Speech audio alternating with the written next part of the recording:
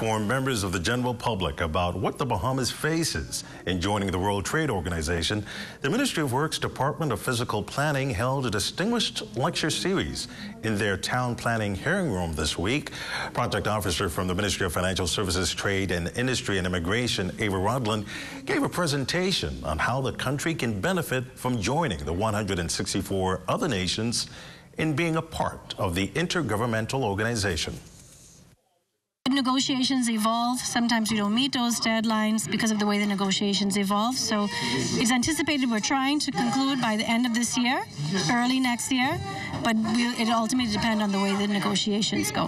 The platform of the W.T.O, the international spotlight, to be able to implement a lot of those reforms that we have already set for ourselves as development goals, and to use this platform in order to be able to ensure that we get that international accountability, that international credibility, and to signal to the rest of the world that we are serious about integrating into the global economy, reforming our economy to make it easier to do business, to make it easier to trade, and to become a more active member of the global economy. Well, during the question and answer period, many individuals expressed their fear of additional taxes. Rodland had this to say. There will have to be customs duties reductions as a result of joining the WTO.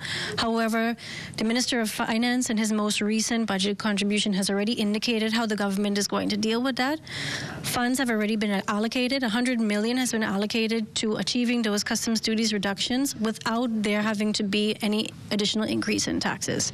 So as the Minister of Finance would have indicated earlier in his budget communication, the Ministry of Finance increase the VAT to 12% with a view to paying off some of the government debt, and then that also gives the government headroom to start to facilitate some of those customs duties reductions. So we don't anticipate that there'll be any need to increase taxes any further, as the Minister of Finance has indicated.